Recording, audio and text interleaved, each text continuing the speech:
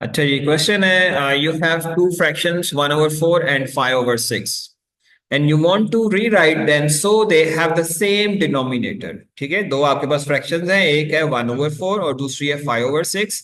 आपने इन फ्रैक्शंस को इस तरह लिखना है कि इन दोनों के डिनोमिनेटर्स जो है वो क्या हो जाए, इक्वल हो जाए, सेम हो जाए। ठीक है।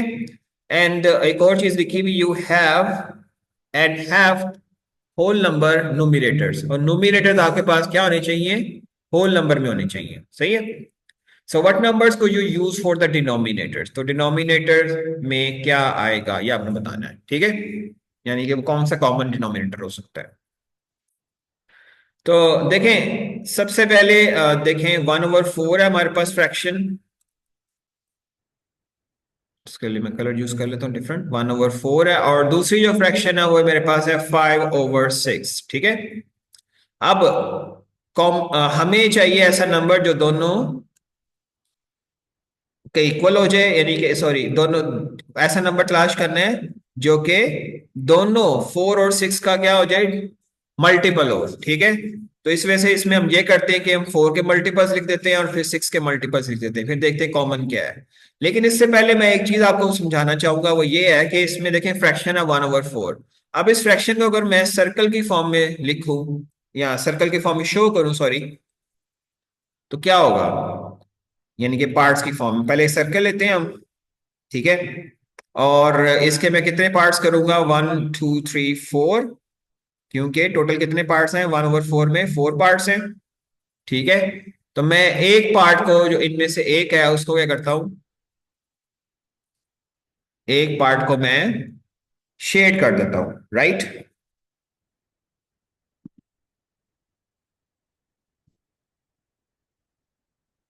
ये देखें 1/4 मतलब इनमें से एक पार्ट शेड है।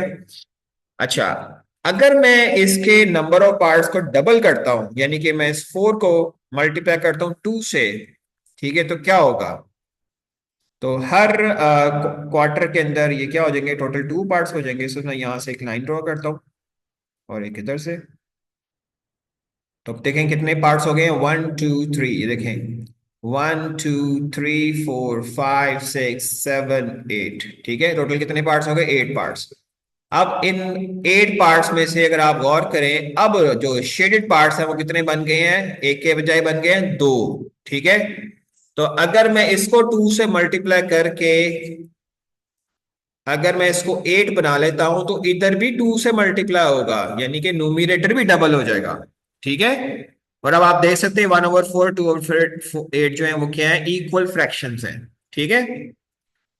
इसको हम वापस ला सकते हैं, यानी कि 1 और 2 पे डिवाइड करके दोनों। ठीक है। तो सिमिलरली अगर मैं 1/4 को 3 टाइम्स कर दूं, फिर क्या होगा। चलें, मैं इसके लिए एक और सर्कल लेता हूं। ओरिजिनली हमारे पास थी कितनी, 4 पार्ट्स थी टोटल। अब मैं हर क्वार्टर के 3 पार्ट्स कर देता हूँ, बेसिकली कर क्या रहा हूँ, 3 ट्रिपल कर रहा हूँ नंबर ऑफ पार्ट्स। अच्छा, इससे पहले ना हम शेड कर लेते हैं। तो शेडिंग ये थी हमारे पास, ठीक है, इसकी एक ही था, 4 में से एक जो है ना वो पार्ट शेड था। चलें, अब हम ट्रिपल करते हैं। ट्रिपल करने से क्या होगा जरा देखते हैं। इस क्वार्टर के भी मैंने कर दिए ट्रिपल, सिमिलरली इसके भी। जी, अब अगर काउंट करें तो ये टोटल बनते हैं 12 पार्ट्स। ठीक है, 1 2 3 सारे चेक कर सकते हैं आप। अब 12 पार्ट्स में से शेडेड कितने हुए, पहले कितने थे, ओरिजिनली एक था, और अब कितने हो गए हैं। जी, 1 2 और 3। तो 3 पार्ट्स इसमें से शेडेड हो गए हैं। इसका मतलब क्या है कि जब मैं डिनोमिनेटर को मल्टीप्लाई करता हूँ 3 से या ट्रिपल करता हूं, तो न्यूमिरेटर भी 3 टाइम्स या ट्रिपल हो जाता है। यानी कि ये जो है 1/2, ऐसे यहां लिख देता हूं, 1 × 1/4, अगर मैं इसको 3 टाइम्स करता हूं, यानी कि ये 12 बन जाता है, तो वो भी 3 टाइम्स हो जाएगा। ठीक है, अगर इसको आपने इक्वल फ्रैक्शन रखना है तो। ठीक हो गया, जैसे कि आपको नजर आ रहा है इसमें 3 पार्ट्स जो है ना वो टोटल 12 में से शेडेड है। अच्छा, इसी तरह इसी वजह से हम क्या करते हैं कि हम लेते हैं इनके मल्टीपल्स। किसके, दोनों के डिनोमिनेटर्स के। तो पहले लेते हैं जी, हमारे पास जो पहला नंबर था वो था जी 4 डिनोमिनेटर, और दूसरा जो डिनोमिनेटर है वो है हमारे पास 6। ठीक है, तो पहले लेते हैं 4 के मल्टीपल्स। 4 के multiple, 4 1 are 4, 4 2 are 8, 4 3 are 12, 4 4 are 16, फिर आ जाएगा 20, 24 एंड 30 एंड सो ऑन। ठीक है, अब लेते हैं जी हम मल्टीपल 6 के। 6 1 आर 6, 6 2 आर 12, 6 3 आर 18, 6 4 आर 24, फिर आ जाएगा 30। अच्छा, यहाँ मिस्टेक हुई है जी, यहाँ पे 28 था। ठीक है, तो 4 6 आर 28, 4 7 आर 28। ठीक है, अच्छा, सो 6 5 आर 30, फिर आ जाएगा 36 एंड सो ऑन। अब अगर आप गौर करें इन दोनों में, इन मल्टीपल्स के अंदर जो कॉमन मल्टीपल्स आ रहे हैं वो कौन से हैं जी, जरा देखते हैं। एक तो आ रहा है जी, देखें 12। ठीक है, 12 बन गए कॉमन मल्टीपल दोनों में। और आगे जाएंगे तो आपको नजर आएगा 24 भी कॉमन मल्टीपल है। ठीक है, इसका मतलब क्या है कि ये दोनों जो हैं वो 12 भी मल्टीपल, यानी कि 12 डिवाइड हो सकता है 4 और 6 दोनों पर। सिमिलरली 24 भी 4 और 6 पर डिवाइड हो सकता है। तो हम इन फ्रैक्शंस को, जो हमारे पास फ्रैक्शंस है ओरिजिनली, क्या है हमारे पास फ्रैक्शंस, एक है जी 1/4 और दूसरी है जी हमारे पास 5/6। ठीक है, तो 1/4 को मैं अगर 2 से मल्टीप्लाई करता हूं, सॉरी 3 से, 12 बनाने के लिए, तो डिनोमिनेटर मल्टीप्लाई करेगा 3 से, तो ये आ जाएगा 3/12।